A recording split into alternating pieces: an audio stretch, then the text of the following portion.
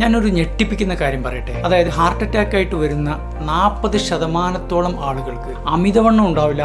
അവരെല്ലാം വളരെ കറക്റ്റായിട്ട് എക്സസൈസ് ചെയ്ത് അവരെ ബോഡി ഫിറ്റ് ആക്കിയിട്ട് കൊണ്ടു നടക്കുന്ന ആളുകളായിരിക്കും. എന്ന് വെച്ചാൽ നമ്മുടെ ജീവിതശൈലി പെർഫെക്റ്റ് ആക്കിയത് കൊണ്ട് മാത്രം നമുക്ക് ഹാർട്ട് അറ്റാക്ക് തടയാൻ പറ്റുന്നില്ല. എന്താണ് ഇതിന്റെ കാരണം? നമുക്ക് നോക്കാം. ഏറ്റവും പ്രധാന കാരണം എന്ന് പറയുന്നത് നമ്മുടെ ജനിതകമായ ഘടനയാണ്. അതായത് ഒരു കമ്പ്യൂട്ടർ കോഡ് പോലെ നമ്മുടെ ജീനുകളിൽ നമ്മുടെ ഹാർട്ട് അറ്റാക്കിന്റെ റിസ്ക് പലർക്കും എഴുതി വെച്ചിട്ടുണ്ട്. പഠനങ്ങൾ കാണിക്കുന്നത് ഏകദേശം 60ഓളം ജെനറ്റിക് ലോക്കസുകൾ ഹാർട്ട് അറ്റാക്കിന് വേണ്ടി മാത്രമായിട്ട് കണ്ടെത്തിയിട്ടുണ്ട്. എന്ന് വെച്ചാൽ നമ്മുടെ ചിട്ടകൾ ശരിയാക്കിയോണ്ട് മാത്രം നമുക്ക് നമ്മുടെ ജനിതകപരമായ റിസ്ക് മറികടക്കാൻ പറ്റണമെന്നില്ല. രണ്ടാമത്തെ കാരണം എന്ന് പറയുന്നത് നമ്മുടെ ഇമ്മ്യൂൺ സിസ്റ്റം, അതായത് പ്രതിരോധ സിസ്റ്റം, അതിന്റെ തകരാറാണ്. വളരെ സാധാരണയായിട്ട് കാണുന്ന പല വാദങ്ങളിലും നമ്മുടെ ഇമ്മ്യൂൺ സിസ്റ്റം രക്തക്കൊയിലുകളെ ആക്രമിച്ചിട്ട് അതിനകത്ത് ബ്ലോക്ക് ഉണ്ടാക്കുന്നുണ്ട്, നീർക്കെട്ട് ഉണ്ടാക്കുന്നുണ്ട്, പ്രശ്നങ്ങൾ ഉണ്ടാക്കുന്നുണ്ട്. മൂന്നാമത്തെ ഒരു പ്രധാന കാരണം പാരമ്പര്യമായി കിട്ടുന്ന കൊളസ്ട്രോളിന്റെ പ്രശ്നങ്ങളാണ്. എന്ന് വെച്ചാൽ നമ്മുടെ ഫുഡിലൊന്നും അധികം കൊളസ്ട്രോൾ ഇല്ലെങ്കിൽ പോലും നമ്മുടെ ലിവർ അമിതമായിട്ട് കൊളസ്ട്രോൾ